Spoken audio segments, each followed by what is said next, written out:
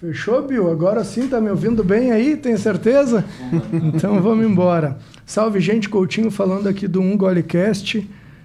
Hoje a gente vai conversar um pouco e tentar extrair o máximo de conhecimento sobre Alzheimer com um médico neurologista, obviamente. Mas antes a gente vai rodar a vinheta. É isso aí, Bill? Então, por favor.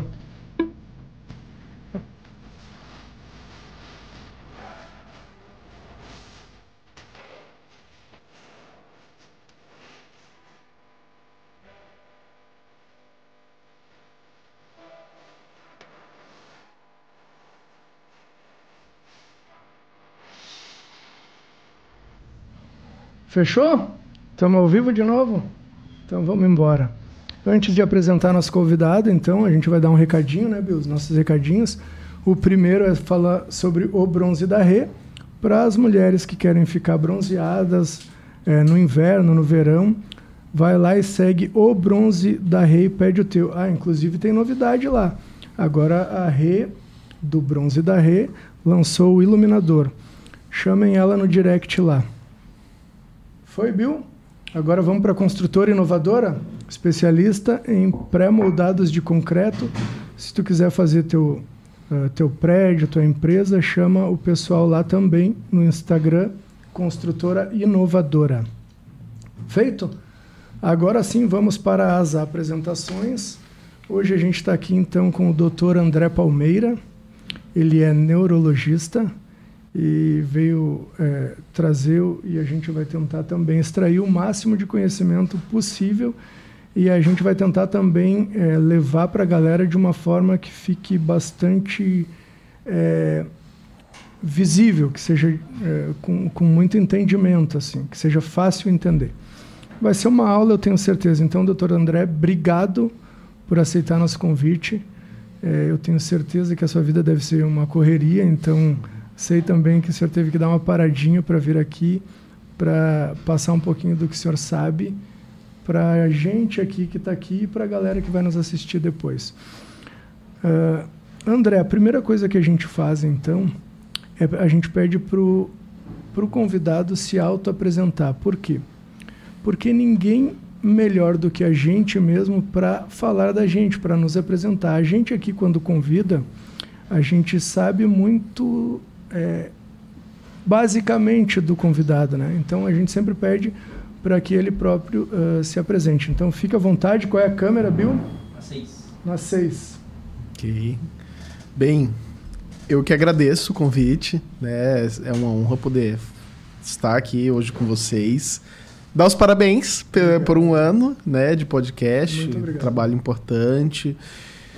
E bem, apresentar-se é um pouco difícil, né? Porque a gente pensa nas coisas. Mas, de maneira geral, eu sou neurologista, trabalho muito com a área cognitiva, né? Então, faço a parte de neurologia cognitiva. Trabalho tanto no Centro da Memória, dos Tamoios de Vento, mas também na Santa Casa de Porto Alegre, né? Onde eu sou também preceptor da residência médica. E acho que é isso. Então tá, vamos para as nossas indagações aqui sobre o Alzheimer. Uhum. É possível dizer assim o que é a doença de Alzheimer, assim? Tá, então assim, doença de Alzheimer hoje a gente está falando de uma das principais doenças neurodegenerativas que existem, né? Então, ela é uma doença que provoca degeneração do cérebro. É uma doença que afeta muito mais pessoas idosas e é a principal causa de demência no mundo. Hoje é isso? Doença de Alzheimer. Nossa Senhora. Né? Então, existe muito essa confusão, né?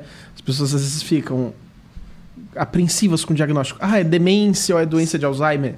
Na verdade, a gente já começa falando assim, doença de Alzheimer causa demência, não é? Então, pessoas com demência no mundo, mesmo pegar assim, as raras demências que acontecem em pessoas jovens e as demências em pessoas idosas, doença de Alzheimer é a principal causa. Nossa, então o Alzheimer seria... Vamos lá, aqui é um leigo falando, tá, doutor? O Alzheimer seria como se fosse um subtítulo da demência ou pode levar à demência? É uma causa de demência. É uma né? causa. É uma causa de demência. E aqui é importante a gente entender, porque às vezes as pessoas acham que o Alzheimer ele começa com a demência. E, na verdade, não. Existe... Ele pode levar à demência, é isso? Isso, ele é um contínuo, né? Tá. Então, a demência é como se a gente olhasse assim, uma fase em que já há um prejuízo na independência do dia a dia. Né? Então, quando a pessoa começa a ter dificuldades, como, por exemplo, pagar contas, lidar com finanças, sair só de casa, dirigir, trabalhar e coisas desse tipo, isso se traduz na demência iniciando, né? Mas antes disso, nós temos outras fases da doença, né? E a marca característica da doença é começar com alterações de memória. Tá, então vamos lá. A demência seria um estágio agravado, tipo, o Alzheimer vai agravando. Quando gerar prejuízo na vida social, pode-se dizer que é uma demência, é isso? Isso, no funcionamento independente, né? Então, quando a pessoa passa a se tornar cada vez mais dependente para realizar certas tarefas, ou coisas que ela fazia muito bem e passa a não fazer muito bem, é o que a gente chama de demência. Né? Demência é um fenômeno. Alzheimer, demência vascular, demência frontotemporal, demência da doença de Parkinson, né? Vocês falaram da demência de Parkinson semana passada. São causas de demência. É o que a gente chama de etiologia na medicina. Sim, entendi. Levam à demência. Levam à demência. Óbvio, infelizmente, muitos dos casos ainda são diagnosticados na fase de demência. Né? Então, enfim, por acesso a certos exames, ou mesmo até por conhecimento da doença. Né? Então, muitos dos casos de Alzheimer hoje, eles são diagnosticados na fase de demência. Sim, tá. Tu dissesse que o Alzheimer é uma doença degenerativa, certo? Do cérebro. Para explicar, doença degenerativa é porque mata neurônios, ou é isso? Exatamente. Né? Então, quando a gente fala de doença degenerativa, é porque não só os neurônios, né? Mas neurônios, astrócitos e outras células que compõem o cérebro, elas vão se degenerando com o tempo. Né? O porquê essa degeneração ocorre, isso pode variar dependendo da doença que a gente está falando. No caso da doença de Alzheimer, o que a gente sabe até hoje, isso é importante frisar, tá? Porque existem outras coisas sendo estudadas na doença de Alzheimer. Os marcos da degeneração da doença de Alzheimer se relacionam ao acúmulo de duas proteínas no cérebro. Então a gente tem a proteína beta-amiloide e a proteína tau. Né? Elas são proteínas. A amiloide é uma proteína que é encontrada no cérebro de todo mundo. A tau também, né? A proteína tau, por exemplo, ela faz parte do neurônio. É como se ela fosse o esqueleto do neurônio. O que acontece aqui é que essas proteínas começam a se acumular de forma desordenada, provocam uma série de alterações que levam os neurônios, a título de exemplo, a morrer. É como se elas se proliferassem da forma errada?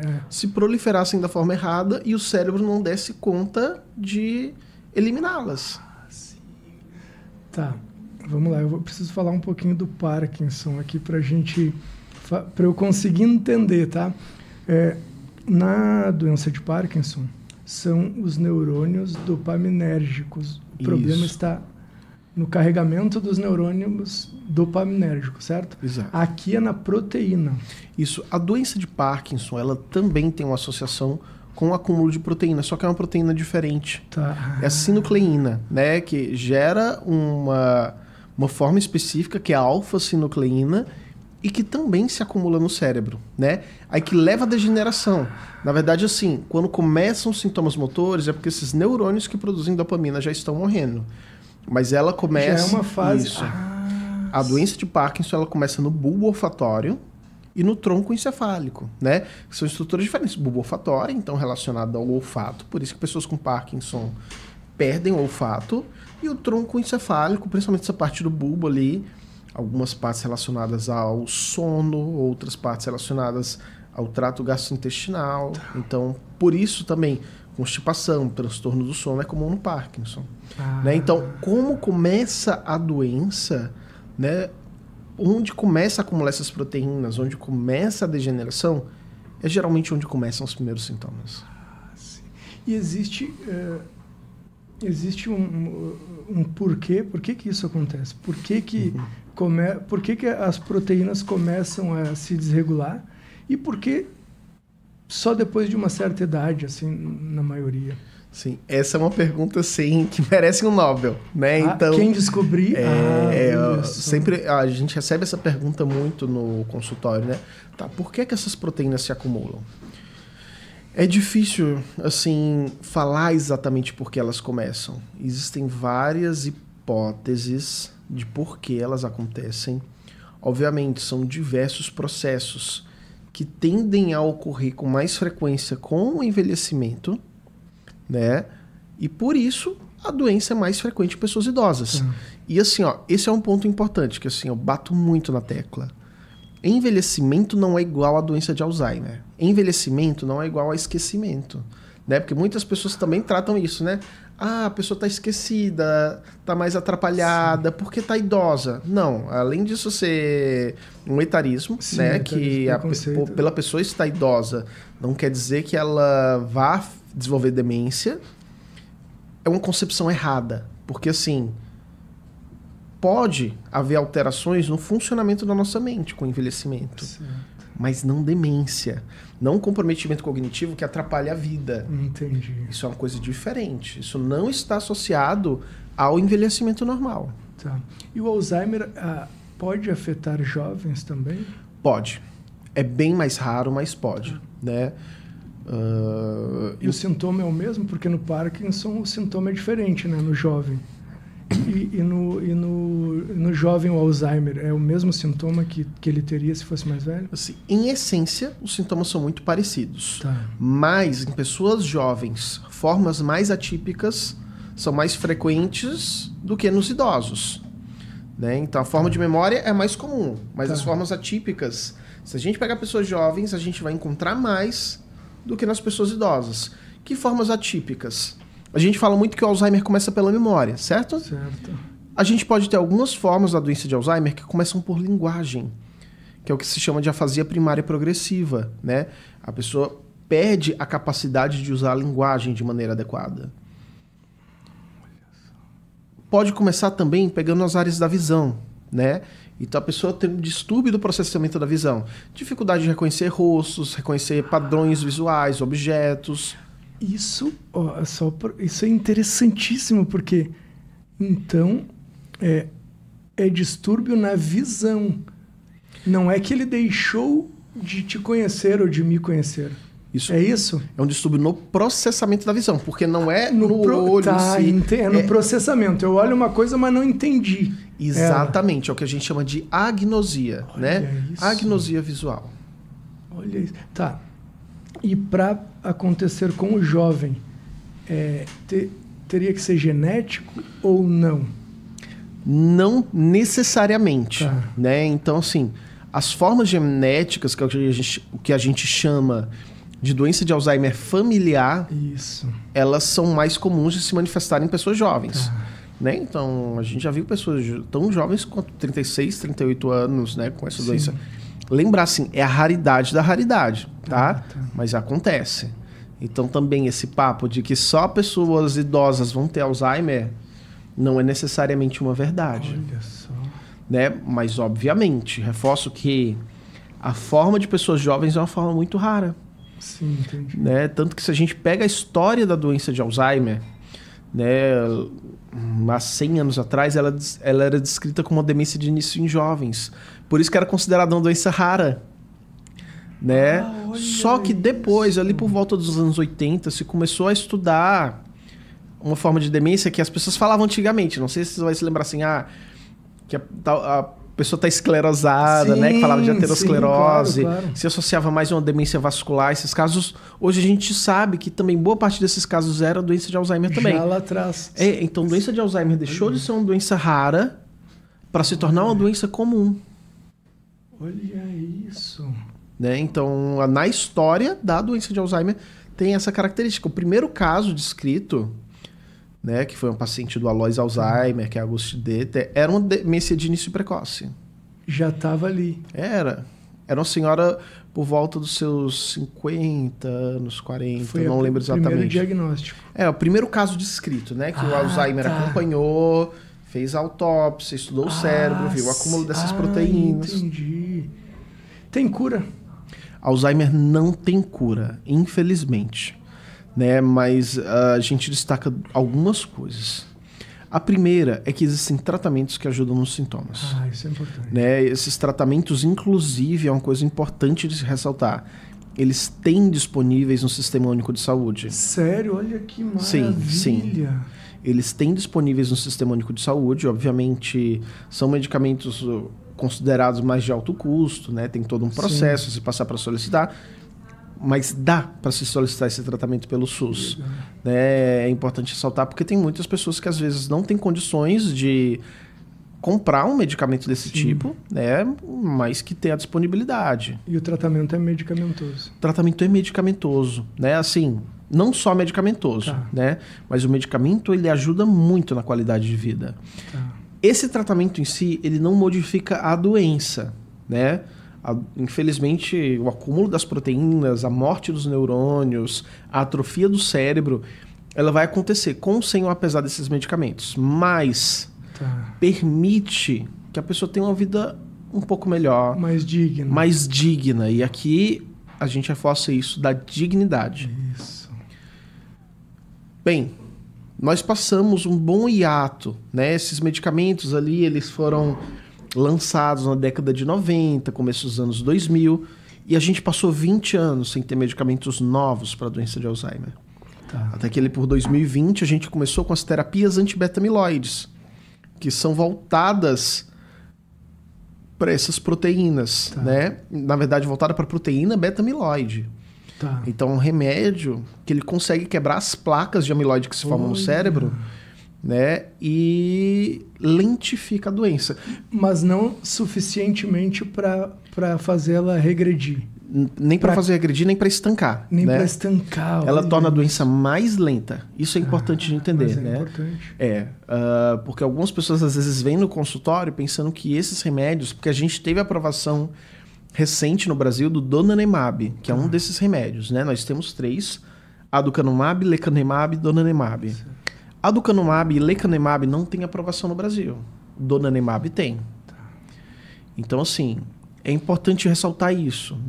Mesmo esses remédios que limpam amiloide, eles não são a cura da doença de Alzheimer. Por isso que veio aquela questão que eu brinquei contigo, disse que era a pergunta que valia o Nobel, né? Porque, bem, se fossem só as proteínas, em teoria, tratar o amiloide resolveria bastante coisa. Sim. E não é exatamente por esse caminho. Mas, obviamente, a gente tem que dar um mérito. Mas porque já isso é um caminho, né? Isso é uma revolução no tratamento da doença de Alzheimer. Assim, é inegável. Infelizmente, ainda é um remédio caro. Ainda é um remédio que tem pouco acesso no Brasil. E é um remédio que tem seus riscos também, né? E não é para todos os casos. Então isso é importante falar, porque às vezes a gente acha assim, tipo, que é qualquer pessoa que pode tomar esse medicamento que basta ter dinheiro para pagar, né? Não é, né? O processo é um pouco mais complexo, tem que se avaliar riscos, mas aí benefícios. se avalia aí individualmente. Individualmente. Paciente a paciente. Só para deixar claro que não é um grupo, quem tiver desse jeito, não, é individualmente. É individualmente. Precisa procurar um neurologista e tal para fazer a avaliação. Procurar um neurologista para poder fazer essa avaliação, poder conversar, entender, assim, porque às vezes a expectativa do remédio não corresponde à realidade. Exato. Né? E esses remédios ainda não tem pelo SUS. Esse não? Não, nem pelo SUS e ainda não tem pelos planos de saúde também. E qual o risco do remédio? Se eu tomo e eu não deveria tomar, tipo, eu não estou entre as pessoas que... Primeiro, de o remédio não fazer efeito, né, nessas situações. Então, é um remédio para muito no começo da doença. Então, por isso eu falei, por exemplo, chegou numa fase de demência, que já há um comprometimento mais significativo. Vou dizer assim, a demência no início até pode ajudar. Mas chegou numa fase mais já significativa, esse remédio não vai ajudar. Né? É uma fase ainda quando a gente está ali no que se chama de comprometimento cognitivo leve. Né? Que ainda não há um comprometimento funcional significativo. Por isso que eu disse, uma das lutas que a gente tem que ter é por um diagnóstico precoce. Tá, e quais são, então, os primeiros sintomas, assim? Aquele sintoma que é bom, eu tenho que ficar esperto, porque eu tenho que procurar um neurologista. Sim, dificuldade de memória recente. Né? Esse é o carro-chefe dos sintomas da doença de Alzheimer. Isso é importante para o corte, hein, Bill? Isso. Uma dificuldade de memória recente que vai progredindo com o tempo. Né? E assim, isso é importante ressaltar. Nem todo esquecimento é doença de Alzheimer. Né? Nós temos doenças potencialmente irreversíveis que têm que ser investigadas nesses casos.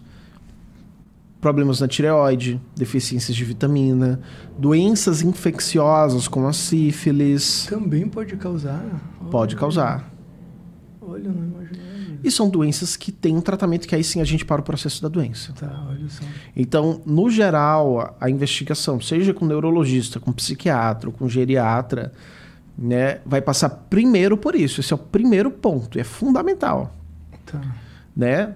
Doenças como depressão também podem causar esquecimentos, né? A gente associa muito a depressão aos sintomas de humor, mas sintomas cognitivos também podem aparecer na depressão e a gente também tem que investigar.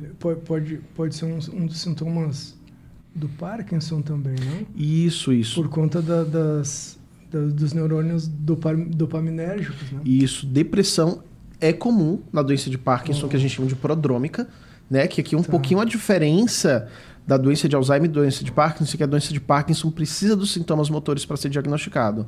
A doença de Alzheimer não precisa ter o comprometimento funcional para ser diagnosticado. No do Parkinson precisa, porque quando tu começa no motor, tu começa a ficar funcionalmente... Isso. Também existem estudos para se fazer diagnósticos mais precoces na doença de Parkinson. Mas na doença de Alzheimer agora, com o surgimento desses tratamentos, essa revolução do tratamento da doença de Alzheimer, a tendência é que a gente tente achar ferramentas para descobrir mais cedo. Né? E isso é uma coisa importante a gente também falar, porque isso também tem uma confusão comum em consultório. Ter doença de Alzheimer não é a mesma coisa que ter a demência da doença de Alzheimer. Como eu disse, a demência da doença de Alzheimer é o contínuo. Esses esquecimentos, quando eles começam, eles não começam com prejuízo no funcionamento independente.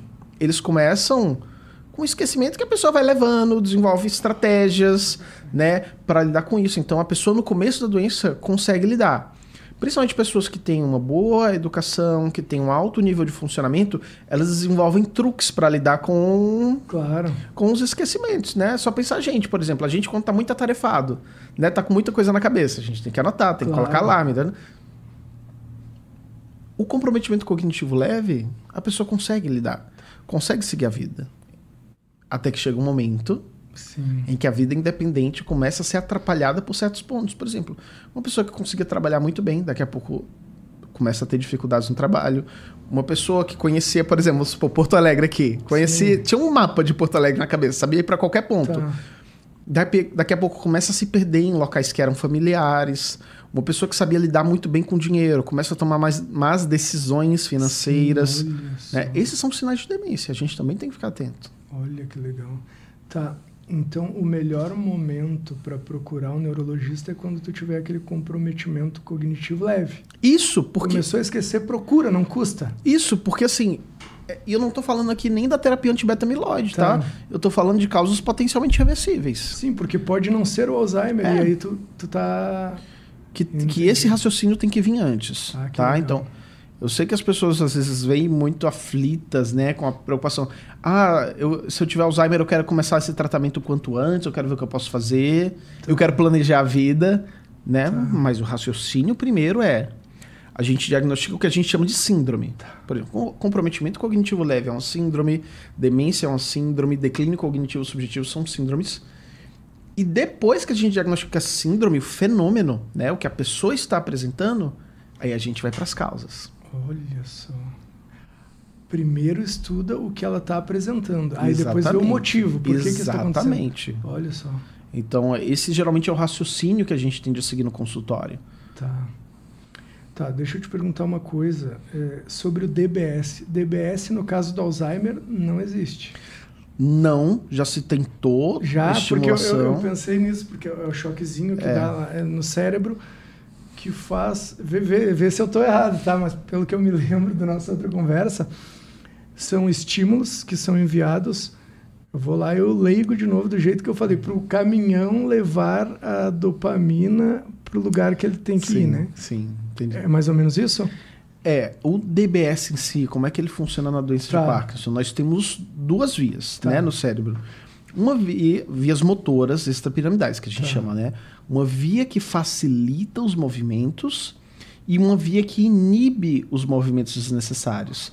Na doença de Parkinson, o que é que a gente tem? Essa via que inibe, ela está mais ativa em relação à via que estimula. Por isso que a pessoa fica lenta, caminhando com passinhos pequenos. O eletrodo a gente coloca na via indireta, nessa via que inibe. Aí essa via que inibe, ela fica menos ativa e trata o sintoma. Esse tratamento ele não envolve necessariamente dopamina, né? Ele envolve um estímulo elétrico de certas regiões. Na doença de Alzheimer já houve alguns estudos, né? Mas não foram muito promissores. Uma das coisas que eles viram, né? O DBS chegou, a estimulação cerebral profunda chegou a ser usada, por exemplo, no tratamento da obesidade. Então, centros que regulam a saciedade. Só que ali próximo existe uma estrutura chamada de fornix, que está relacionada com a memória. O que é que eles viram? Quando eles estavam fazendo essa cirurgia mais experimental para obesidade, quando se estimulava o fornix, as pessoas tinham lembranças super vívidas de coisas que elas viveram. Mas para Alzheimer não funcionou, infelizmente. Para o Alzheimer não funcionou. Isso aí foi só algo como efeito colateral da... Mas teve essa tentativa? Sim, existem ensaios clínicos nessa área. Olha Mas só. não, os riscos de uma cirurgia não compensam o benefício. O custo-benefício era baixo. E isso também é importante dizer. Né? Assim, as pessoas associam muito o DBS a uma cura do Parkinson. Não é. Ele também trata os sintomas. A degeneração do cérebro vai continuar a acontecer, infelizmente. Tu sabe dizer qual o percentual da população atingida e qual idade que a gente precisa ficar mais atento, eu diria? Então, assim, em termos de pessoas afetadas, é uma doença que é rara abaixo dos 65 anos e comum acima dos 65. E quanto mais a gente vai pegando setores mais velhos da população, mais frequente é a doença de Alzheimer. Olha isso. Então, não é uma doença incomum. Não é uma doença incomum.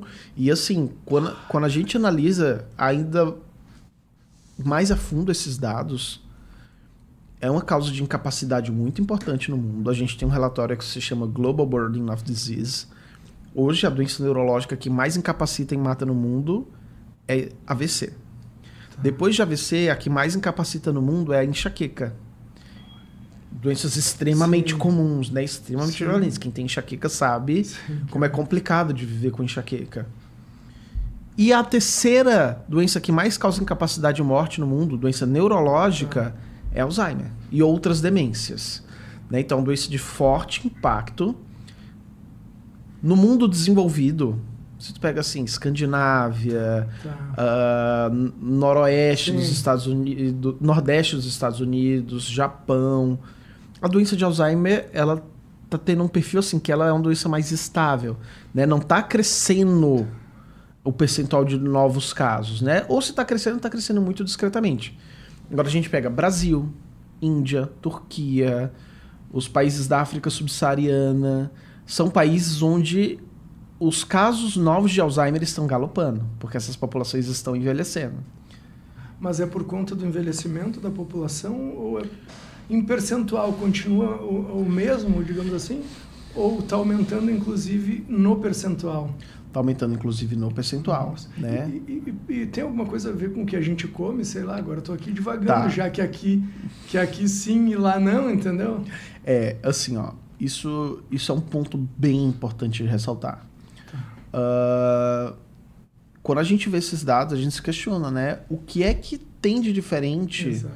nesses países, por exemplo, como a gente falou, norte europeu, e do Brasil, do África do Sul, da Índia? A primeira coisa são políticas voltadas para o envelhecimento. E a gente tem que se perguntar, nossa população está envelhecendo bem? Está envelhecendo de maneira saudável? Então, essa pergunta tem que se fazer. Outra coisa que a gente tem que ter atenção é que não só Alzheimer, mas as outras formas de demência, boa parte dos casos, né, algo próximo dos 50%, poderia ser prevenido. Nossa. Né? E essa prevenção, ela não começa assim, com 50 anos, com 60 anos. É uma coisa de uma vida inteira. Então, os fatores de risco, eles estão espalhados no ciclo de vida. Tá. Acesso à educação.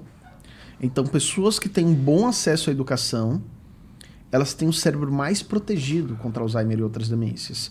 É um cérebro mais resiliente. O que é que eu quero dizer com isso? Porque tu usou mais ele?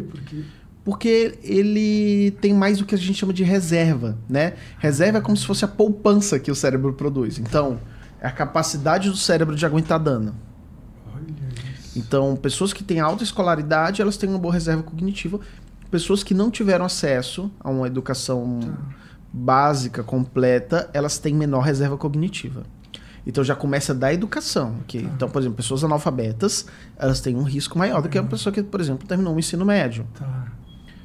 Depois entram outros fatores relacionados ao estilo de vida.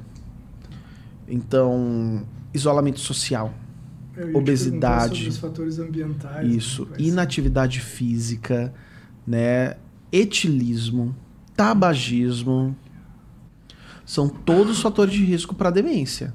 E assim, diferente do que se especulava, né, que a gente via que alguns anos atrás falava que existe uma dose segura de álcool para se tomar. Para demência isso não existe.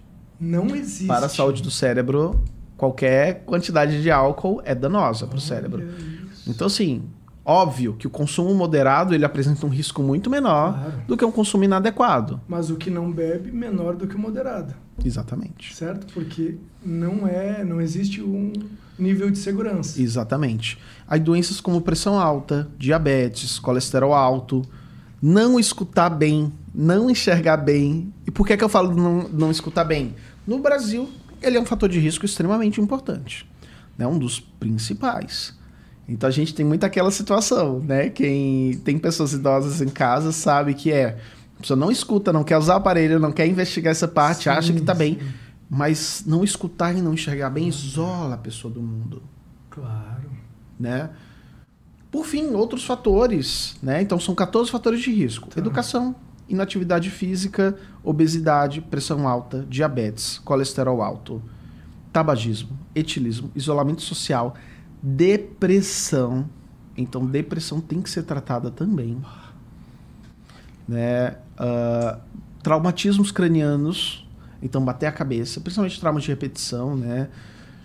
Poluição ambiental. Também. Poluição ambiental também aumenta o risco de doença de Alzheimer. Então, possivelmente seja isso que tenha mais aqui para nós do que para eles lá. Não, eu acho que isso é uma coisa que o mundo todo tem que enfrentar coletivamente. Né? Então a gente está falando principalmente de poluição do ar. Sim. Né? Então, esse é um risco que, enfim, a gente consegue falar de todos os fatores de risco na clínica. Olha, faz exercício físico, orientar, né? Estruturar, na verdade, mudanças no estilo de vida. Porque não é simplesmente orientar, é estruturar. Aqui a gente precisa de políticas que estruturem essas mudanças de estilo de vida se a gente quer combater essa epidemia galopante. E assim, meio ambiente não é uma preocupação de um ou de outro, tem que ser uma preocupação de todo mundo. Né? Então, reduzir os níveis de gases poluentes no ar, reduzir a queima de combustíveis fósseis, né? Também é combater demência. Então, é um combate coletivo. Sim, entendi. Tá, e me diz uma coisa, individualmente existe alguma coisa que eu consiga fazer para prevenir? Atividade física, né? Então a gente está falando aqui atividade física regular, né? Não fumar. evitar o consumo de álcool, controlar doenças como pressão alta, diabetes, colesterol alto, evitar o isolamento social, ou seja, manter uma vida social e intelectual ativa, tratar problemas auditivos, tratar problemas visuais, são coisas que podem ser feitas, né? Aliás, essa questão do exercício físico é uma questão que ganha importância no combate à demência, né? Então, o combate à inatividade física também é um combate da demência. Né? Porque a gente também vê resistência, assim, principalmente das pessoas mais idosas, à realização de exercícios físicos. E quando a gente vê, por exemplo, o grupo de pessoas que a gente chama de super idosos, né? Pessoas que chegam a extremos etários, sim, 80, 85 sim, anos, e chegam muito bem, obrigado. O que é que tu vai ver que tem como entre essas pessoas? Tem uma vida social, cultural, intelectual ativa, praticam atividades físicas, se alimentam adequadamente. Pô, né? Que legal. Então, há um caminho. Eu tô entrando nesse caminho, vou te dizer que eu tô Isso aí. Olha só, o Parkinson não é possível prevenir, né? Assim, prevenir que ele não ocorra.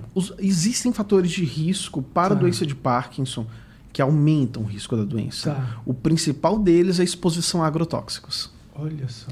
Né? Então, também entra de novo na luta ambiental. Sim, né? Então, como eu disse, assim, a luta ambiental também se enquadra nesses casos. Né? Para o Alzheimer, é a mesma coisa? Não. Nesse sentido, entendeu? Ou é possível fazer alguma coisa para que eu não tenha Alzheimer de jeito nenhum? Assim, a gente consegue diminuir o risco. Né? Então é possível diminuir o risco. É possível diminuir o risco com um bom estilo de vida, mas não dá para eliminar. Todos nós, assim, isso é uma coisa importante a gente entender, todos nós estamos sujeitos a esse risco. Temos o potencial de ter. Exatamente. Temos o potencial de ter. Uns vão ter menos e outros vão ter mais de acordo com o estilo de vida que a pessoa... Não só o estilo de vida, e as mas... políticas públicas se melhorassem. Características genéticas, né? Então isso também entra... Mas só que essas coisas a gente não pode modificar, infelizmente. Exato. A gente tem que lutar pelo que a gente pode modificar. Perfeito, né? Então, há muito que se pode modificar. Há muito. Digamos assim, como é que eu percebo que eu tô com nesse processo cognitivo leve ali é que eu começo, ou que eu devo perceber, ou existe algo que acontece um pouquinho antes para que eu tenha um alerta? Não sei se eu me fiz entender. Entendi, sim.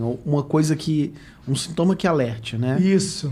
A pessoa até pode perceber, né, os sintomas, pode se perceber esquecida, né? O que às vezes acontece, e que a gente vê muito frequente no consultório, é que a pessoa às vezes nem se dá conta. As pessoas ao nosso redor se dão conta.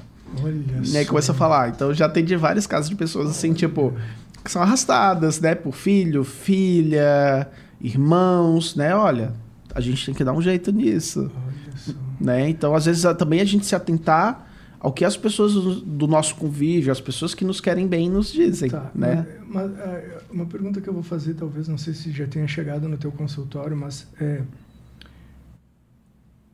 para a pessoa, ela não percebe ou às vezes ela não quer perceber ou não quer acreditar que está acontecendo com ela? Não. Dependendo da fase da doença, não percebe mesmo. Né? Isso é o que se chama de anosognosia na medicina. Né? O que é anosognosia? É tu ter um sintoma, tu ter uma manifestação de uma doença e tu não se dá conta. Olha só, isso é um perigo, né? De certa forma, se tu te desse conta, tu poderia tratar antes, né? A anosognosia, eu vou te dizer que é uma coisa mais assim da fase de demência, sabe? Geralmente a fase de comprometimento cognitivo leva o indivíduo, ele se dá conta, mas às vezes óbvio que com a correria do dia a dia, né? Mesmo com medo de ter alguma coisa mais grave, não procura ajuda. E a doença, como tu disse antes, ela não regride e mas é possível retardar. É possível retardar, né? E assim, isso também é uma coisa importante. Sintoma, né? Para deixar claro, né? Retardar o sintoma. Regredir o sintoma não regride. Ou é possível regredir? É possível aliviar o sintoma. Aliviar, Tá. né? Então, assim, por exemplo, esses remédios que eu falei que são os Tá. anticolinesterásicos, esses que tem pelo SUS, Sim. rivastigmina, donepezila, galantamina, eles não vão parar a doença, mas em compensação eles deixam a mente da pessoa mais ativa. Ah, sim. Não é um efeito assim, eu sempre tenho muito cuidado de dizer no consultório de que não é uma coisa assim que vai voltar a ser o que era antes. Tá. Isso é importante porque às vezes a pessoa tem esperança e fica frustrada com o tempo. Né? Sim. Tá. E André, a família adoece junto, de certa forma. Com certeza, né? Isso é bem importante também. Muitas vezes a pessoa que cuida, ela acaba sofrendo sinais de sobrecarga, né? Então a gente vê muito burnout entre cuidadores, né? Ansiedade, depressão também são comuns, né? Entre os cuidadores. Eu te perguntei isso porque acho que umas 3 semanas atrás, ou 4, não lembro agora exatamente, eu estava na Zona Sul lá, eu fui fazer uma tatuagem, e aí tinha um outro rapaz fazendo uma tatuagem, e eu falei que ia ter um neurologista aqui, que a gente ia falar sobre o Alzheimer e tal, na conversa. E aí ele teve, o pai dele, se não me engano, teve Alzheimer. E ele entrou em depressão. Ele entrou na depressão profunda, daí começou a tomar remédio. Ele disse que engordou daí por conta da depressão e dos remédios e tal. E aí ele falou que com certeza ele ia nos assistir. Por isso que eu falei da família, né? Sim. É importante também. E a família tem o que fazer. Eu pergunto assim, ó, tem um certo estágio, e aqui é eu pensando, sei lá, como eu agiria se fosse com um familiar meu. Tem um estágio que é melhor colocar numa clínica, não existe... para a família, tá? Existe algum ponto de corte? Bom, dá para ir até aqui, a partir daqui... Eu não sei se eu... Entendeu? Entendi. A partir daqui eu não consigo mais, ou eu vou adoecer também. Esse é um assunto extremamente delicado. Isso. Né? É assim, ó, não existe um ponto de corte. Tá. Isso varia de acordo com certas coisas. Então, por exemplo, a vontade da pessoa, né? Existem algumas pessoas que manifestam essa vontade, assim, de ainda quando estão numa fase mais inicial da doença, olha, se acontecer isso, ok, eu gostaria de ficar em casa, eu gostaria de ir para uma clínica. Existem muitas condições da família, então... Se a família tem condições de manter em casa ou não, porque isso é bem importante dizer, e trabalhar a coisa da culpa, né? Então, assim, é muito comum a gente ver aquele peso no coração de muita gente que tem que levar para uma clínica, do tipo, pô, que é uma sensação, pô, eu falhei com o cuidado do meu pai, da minha mãe, né? E agora eu vou ter que reconhecer esse fracasso. Não é fracasso. Eu sempre digo assim, ó, se a pessoa percebeu que não consegue gerir esses cuidados... Isso é perfeitamente humano. Isso aqui não diz que a pessoa falhou, que foi um mau filho, um mau neto. Não. Assim, pode chegar nessa fase. E é entender que a institucionalização pode ser um ato de carinho também com a pessoa. Né? Então, eu sempre digo assim, é um ato de carinho. Tu tá preocupado em cuidar da pessoa. Tu tá reconhecendo que tu não consegue ofertar o melhor para ela. E tu tá indo atrás. E não é uma questão de fracasso. De maneira alguma. Eu não fui forte o suficiente, que a pessoa pode pensar, né? O que é importante, assim, né? Principalmente quando começa a entrar nessa fase mais avançada, que é aquela fase que precisa de cuidados, por exemplo, para se alimentar, para fazer higiene pessoal, tomar banho, né? Se barbear, escovar os dentes, se mobilizar, né? Então, quando começa a chegar nessa fase, o que a gente sabe? Vai exigir mais cuidado, né? Às vezes uma pessoa só, por exemplo, não dá conta. Às vezes duas não dão conta, né? Então, nessas fases assim que antes de chegar nesse extremo, antes de chegar num burnout de um cuidador, antes de chegar em brigas familiares, às vezes vale a pena conversar, conhecer clínicas, né? Eu sempre digo para as famílias do meu consultório, conheçam as clínicas. Não é que vai ser institucionalizado agora, mas assim... para vocês saberem, vocês terem opções. Essa escolha não ser uma escolha apressada, e sim uma escolha pensada. Né? Então, eu escolhi isso porque é o melhor que eu posso dar para o meu familiar. Legal. É a melhor coisa que eu posso fazer. Né? E às vezes eu não estou falando nem de lugares caros ou baratos, né? Mas é o lugar onde a pessoa vai estar bem, a família vai estar tranquila. Show. Né? Por isso que é importante, assim, mesmo antes de chegar nessa fase, já dá uma olhada. Já tem uma noção. Né? Tem uma noção. Olha só. Porque para a família deve ser pesadíssimo, né? Sim. Agora, eu vi aquele filme, sabe? Pai? Uhum, Pai, sim, né? sim, do Anthony Hopkins. Anthony Hopkins, né? Para a pessoa deve ser muito difícil, né? Com certeza. Porque ele não está entendendo nada do que está acontecendo. E deve ser uma doença muito solitária também para quem está acometido dela, né?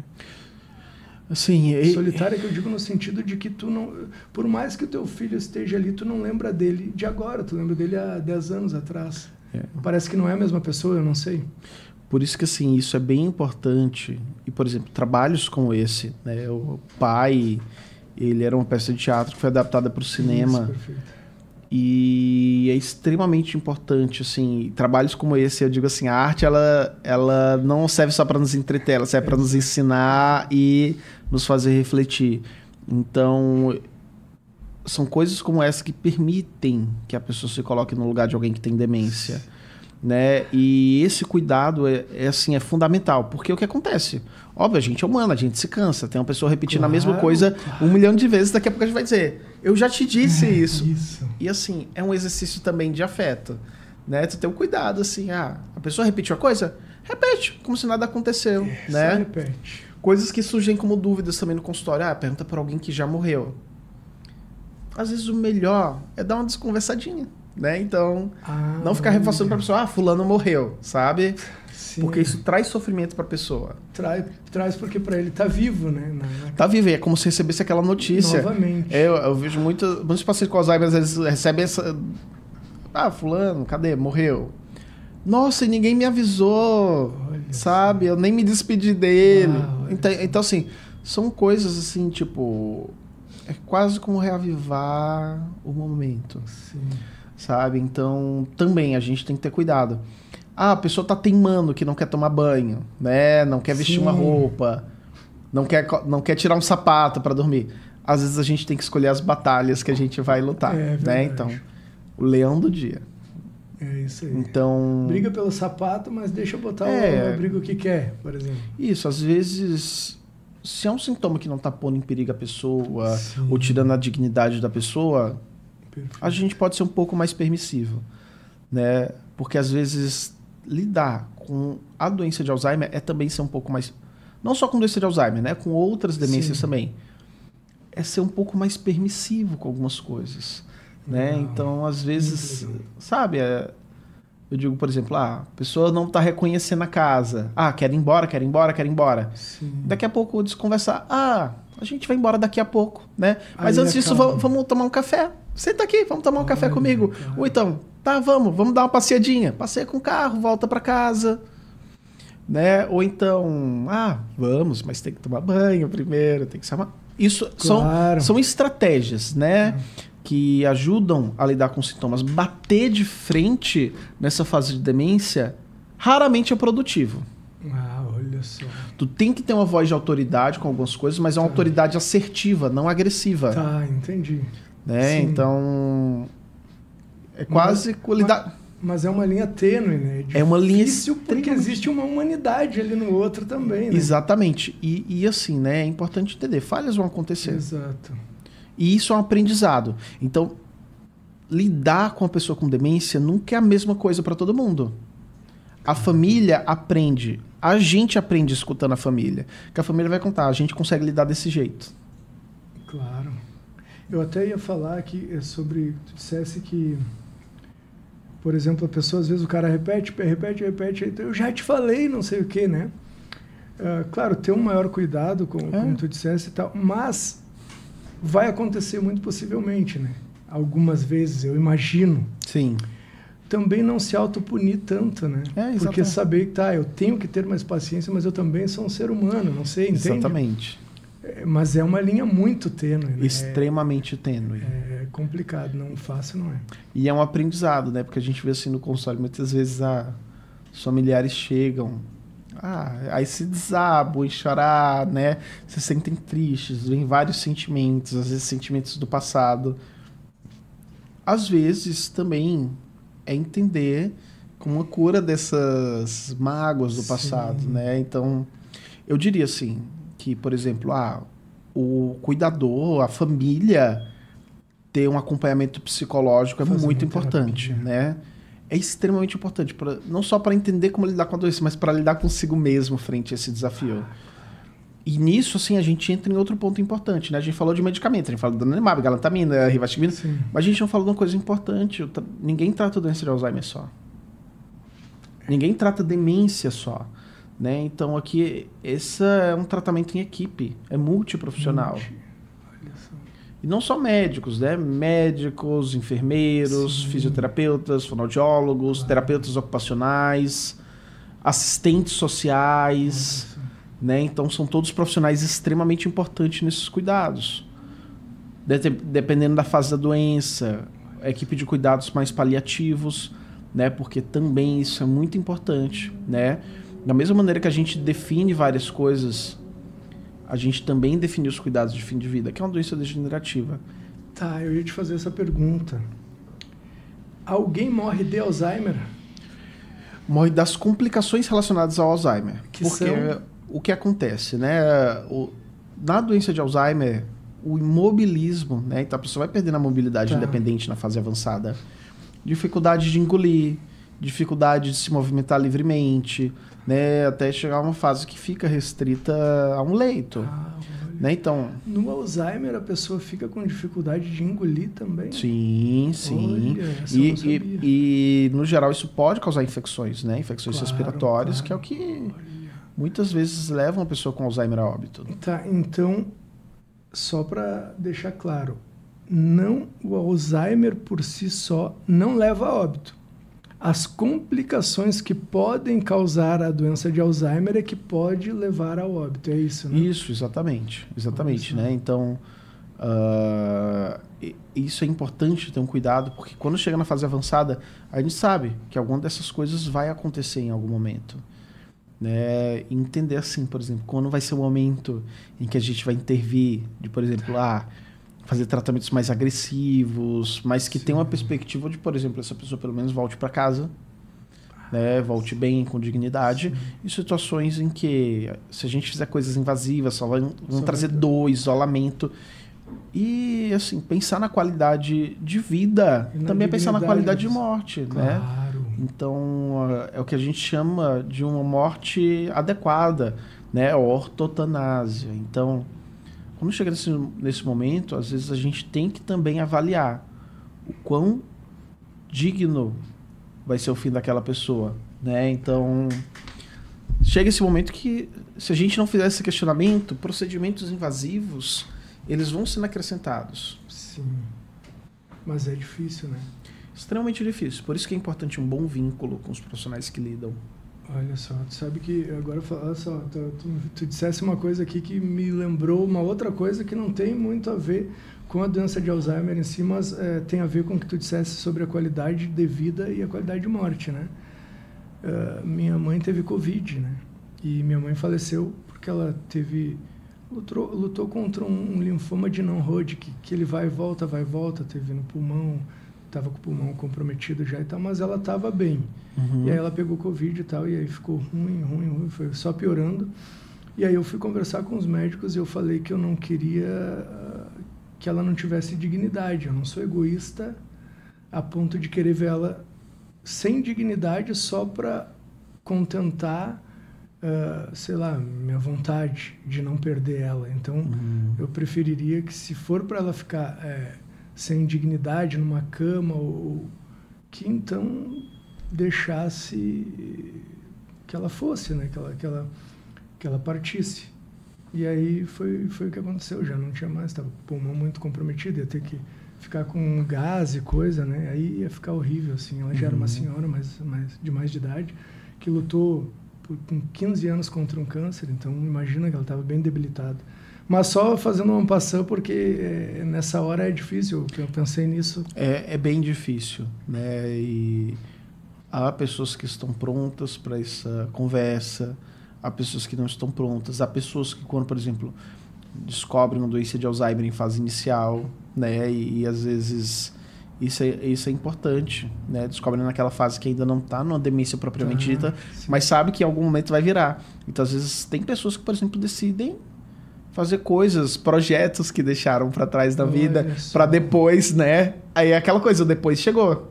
Então, por isso que eu digo, às vezes o diagnóstico mais cedo da doença de Alzheimer, ele é uma bomba, né? Caindo no colo, mas ao mesmo tempo permite que a pessoa se programe, faça as coisas que trazem significado para a vida. Isso, é legal. Né? Então, às vezes é importante, por exemplo, uma viagem que tu vem atrasando há anos, né? Talvez seja hora de fazer aquela viagem. Definir coisas, por exemplo, para quando eu não estiver mais aqui. O que é que vai acontecer? Quando eu não puder tomar mais decisões, eu quero que aconteça isso e aquilo. Isso é importante. E nós falando sobre isso, eu não tinha pensado exatamente sobre esse ponto, né? Se tu tem o diagnóstico cedo, tu consegue fazer, talvez, prevalecer as tuas vontades para quando tu não puder mais tomar as tuas decisões. Exatamente. Isso é muito importante. E, de certa forma, dá dignidade, né? Com certeza. Para a pessoa, mesmo que ela não esteja mais apta a tomar as decisões dela. Isso é muito, muito legal. Me diz uma coisa, existe um grupo de pessoas onde a prevalência é maior? Além de pessoas mais idosas, pessoas com baixa escolaridade. Né? Tem um... Seria porque quem tem mais escolaridade... Aqui estou um leigo de novo, né? Mas é que eu faço umas lógicas aqui dentro da minha cabeça. Tem a ver com que quem tem mais escolaridade ou leu mais, ou trabalhou mais o cérebro, então ele fica mais resistente? É, porque o cérebro que ele é... Como se fosse uma musculação, sei lá. O cérebro que ele é estimulado, ele forma novas conexões. Olha. Ele forma novas sinapses. É um cérebro que a gente chama de mais plástico. Né? Então existe a plasticidade neuronal. Cérebros com muita plasticidade neuronal geralmente são mais protegidos de agressões como neurodegeneração. Olha só. E aí, para deixar claro para a galera que vai assistir, plasticidade do cérebro tem a ver com a capacidade de adquirir conhecimento, né? De aprender coisas. Isso, do cérebro fazer novas conexões. Né? Então, os neurônios fazerem novas sinapses, que são essas conexões. Tá, olha que legal. A idade é preocupante que tu dissesse 65 anos ali que começa... Acima dos 65 anos se torna a doença mais comum. Então, acima dos 65 anos, galera, para quem está nos assistindo ou vai nos assistir depois, é bom que fique ligado, com um alerta. Sim, exato. Né? Com sintomas, para que não passe pelo período de não perceber e aí conseguir ter um diagnóstico mais precoce possível. Uhum. Isso é importante, 65 anos. Exatamente. Então, assim, que é exatamente a definição clínica que a gente usa, né? Doença de Alzheimer de início precoce, abaixo dos 65, e doença de Alzheimer de início tardio, acima dos 65. Olha. Então, é importante também frisar que nós temos quase 1 hora já, né, Bill? 58 segundos. Olha só, vai, né? A gente vai conversando, eu vou aprendendo. Vai rápido. É uma doença de idoso, pode-se dizer, em que pese a gente já saiba, conforme tu diz, que pode acometer jovens também, né? Eu não diria que é uma doença exclusivamente de idosos, mas, sim, são pessoas que estão sob risco. Né? Então, estar sob risco não quer dizer que necessariamente tu vai ter a doença. E aqui a gente entra num ponto crucial, que é esquecimento não é normal da idade. Que tu dissesse antes, claro. Esquecimento não é normal da idade. Começou a esquecer, vai ver o que está acontecendo. Vai ver o que está acontecendo. Pode ser nada, mas pode ser alguma coisa. Na pior das hipóteses, tomou um susto. Exatamente, perfeito. Né? Mas pelo menos esclareceu e investigou. Na pior das hipóteses, tomou um susto e na melhor, teve um diagnóstico precoce. Exatamente. Não é? Que é importante para até o tratamento da doença. Isso. E a gente não sabe, né, qual vai ser o futuro. Pode ser que hoje a gente fala desses tipos de tratamento.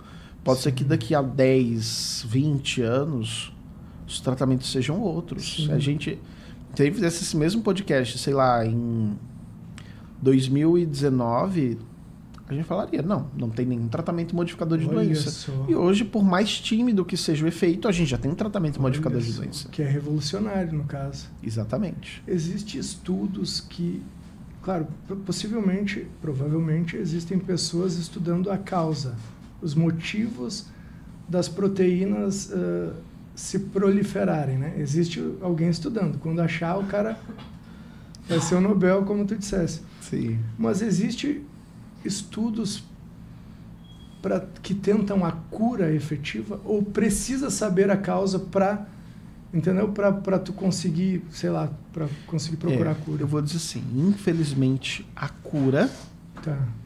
a gente está muito longe desse processo de cura.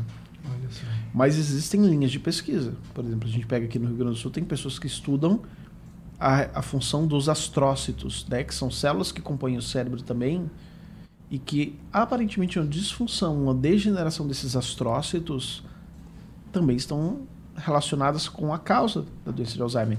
Existem estudos que relacionam a microbiota intestinal, ou seja, Sim. certos micro-organismos que nós temos no intestino com risco aumentado ou diminuído de Olha doença de só, Alzheimer. a gente teve aqui uma nutricionista que falou muito sobre isso. Uhum. E sobre que o estômago ali, de acordo com o que tu come, tu pode te levar à depressão também, né? E aí ela Sim. falou sobre isso. Bem legal. Sim. Existem estudos que, por exemplo, relacionam alterações inflamatórias no cérebro, né, com também um risco aumentado de doenças degenerativas como a doença de Alzheimer.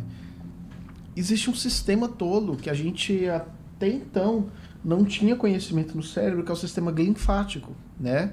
No cérebro nós não temos vasos linfáticos, mas nós temos todo um sistema de defesa, não só imunológica, mas, enfim, que regula esses mecanismos inflamatórios no cérebro e que também algumas doenças degenerativas podem ter base nisso. Olha só. Né? Então, é o que eu digo assim, a ciência, ela avança, né? Em algum momento, a gente vai extrapolar essa questão da amiloide datal na doença de Alzheimer. Tá. Porque talvez esses sejam fenômenos intermediários. Mas o que está exatamente por trás Não dá para saber exatamente ainda. ainda está no campo da especulação. Olha só. Que legal. Muito interessante. Estamos chegando então ao fim, né, dessa nossa conversa, mas agora a gente tem um roteirinho que a gente sempre faz para o final, tá? Primeiro, mais uma vez eu quero agradecer por estar aqui com a gente, passando um pouco do conhecimento para o pessoal que vai nos assistir. Então, a nossa ideia aqui é sempre tentar ajudar, às vezes, como tu disse, alguém que não tem a condição de estar indo no neurologista tanto quanto deveria, talvez. Então, alguma coisa a gente quer, nem que seja uma pessoa lá do outro lado, dar uma força contigo aqui falando sobre isso. Sim, e assim, ó, é extremamente importante. Se a pessoa tem dúvidas nesse sentido, procurar ajuda. E eu não falo assim, tipo, necessariamente se a pessoa não tem condições financeiras de ir para um serviço de saúde particular. Procure um médico de família. Procure um encaminhamento para centros que possam atender essa demanda. Procure associações de pacientes. Nós temos a Associação Brasileira de Alzheimer, a ABRAS, que é uma associação de pacientes, né? Então, tem coisa melhor do que quem vive na pele ou quem vive próximo de quem vive na pele para lutar pelos direitos? Não tem que ser próprio, não tem, Então, são pessoas que têm um trabalho, assim, voluntário, extremamente importante e que deve ser ressaltado, sim. Então, dá para procurar esses grupos também. Tu conhece algum grupo assim aqui em Porto Alegre? A Associação Brasileira de Alzheimer, ela tem seccionais pelos estados. Ah, que legal. Então, no Rio Grande do Sul também tem uma seccional da ABRAS. Que legal, que show de bola. Tem alguma pergunta que não saiu? Que tu esperava que saísse? Alguma pergunta que não saiu? Vamos dizer, falamos de prevenção, falamos de tratamento, falamos de estratégias de saúde pública, falamos de epidemiologia, especulamos sobre as causas. Acho que é isso aí. É isso? É isso A aí. gente sempre faz essa pergunta no fim, porque Se tivesse alguma pergunta que não tenha saído, Sim. então eu ia pedir para que tu fizesse a pergunta e depois respondesse para nós. Mas beleza, a gente passou sobre o que tu tens no consultório, assim. Isso. Um recado que tu queira deixar para o pessoal que vai nos assistir. Aí tu pode olhar para 6 ali. As 6, né, Bill? As 6. Tá. E fica à vontade. O recado principal que eu posso dar em relação à doença de Alzheimer é, primeira coisa, combate à doença de Alzheimer, ela começa no começo da vida, né? Então, ao longo da vida, nós temos que lutar para prevenir a doença de Alzheimer. A segunda coisa que eu diria é, sentiu, por exemplo, não só sintomas como esquecimentos, mas dificuldade de linguagem, dificuldades de raciocínio, procure ajuda, porque existem causas potencialmente reversíveis que devem ser investigadas e podem ser tratadas. E a terceira coisa que eu digo assim, prevenção é a chave. Então, cuidem da prevenção, protejam seus cérebros, porque proteger o cérebro é fundamental. Né? Cérebro a gente só tem um, é impessoal e intransferível. E a gente se confunde com a gente mesmo. Parece que esquece que é um órgão também. Sim, é impessoal e intransferível. Então, sempre que pensar nos cuidados de saúde, pensem. Eu estou fazendo isso para preservar o meu cérebro.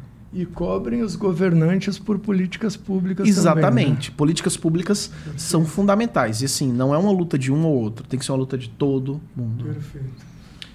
Eu ouvi dizer que pode ser chamada de diabetes tipo 3, alguma coisa assim. Tem alguma correlação? É que, isso? assim, diabetes é uma doença que aumenta o risco de doença de Alzheimer. Né? Então, assim... Mas quem come muito doce pode... É isso?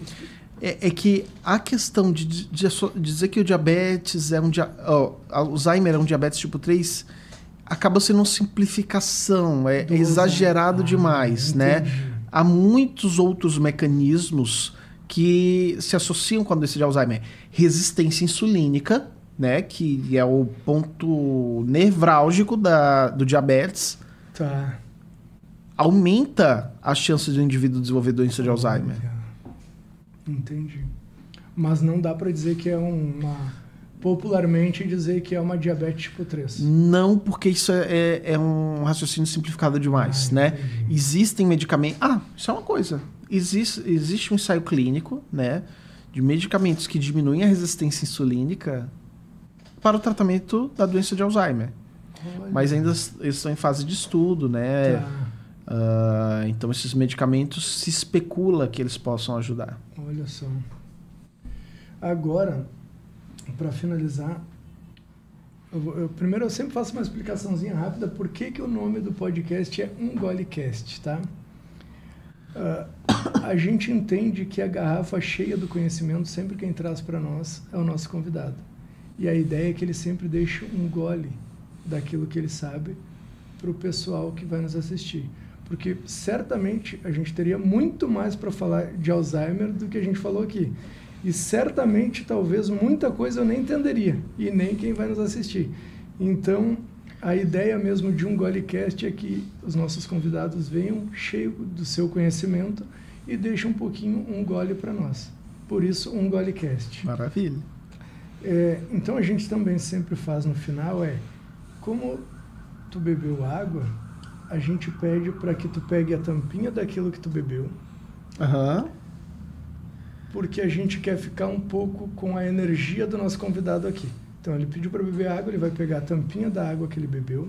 Se tu olhar embaixo da mesa ali, não sei se tu tinha percebido. Sim. É aqueles negocinhos de botar em parede em casa, bota sim. a tampinha, né? Então, a gente vai pedir para que tu pegue a tampinha e coloque ali no buraquinho da mesa para cair a tua tampa e deixar um pouco de ti aqui. Maravilha. Gente, tá?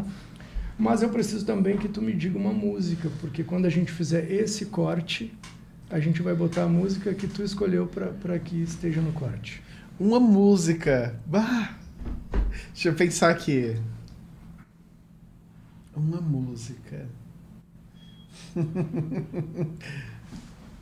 Nossa. Essa é boa, né? É. Isso sempre acontece com a galera que vem aqui. Deixa eu pensar aqui. Calma. Fica tranquilo que... Qual música eu poderia colocar? Qualquer música. Tu que manda, né? Música que tu goste, que faça sentido pra ti, qualquer, tu que manda. Nossa, aqui vem tantas ao mesmo tempo. Deixa eu pensar aqui. Tá, é que eu vou deixar... Acaba sendo uma que eu gosto bastante. Vou deixar Elan, do Nightwish. Elan. Coloca aí, Bill. Deixa eu anotar aqui, peraí. Anota aí pra nós.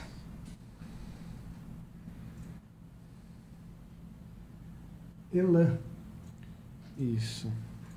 Como é que se escreve? E-L... E-L... A com acento agudo, N. De quem? Nightwish. Legal. Tá, achei aqui. Beleza. Foi, Bill. Então tá, obrigado mais uma vez. Agora o senhor, por favor, né? Espera aí que o Bill vai fazer pra nós fazer um cortezinho ali. Sim. Pra depois botar a música junto. Aí, show de bola. Obrigado mais uma vez por estar aqui com a gente. Agradeço o convite. De verdade, foi muito bom, um aprendizado muito legal. A gente agradece também as indicações que tu fizesse ali para nós, porque é legal para também levar um pouco mais de conhecimento sobre o nosso Tem Apoio, né? Então, muito obrigado de verdade por estar aqui. Eu que agradeço. Então tá.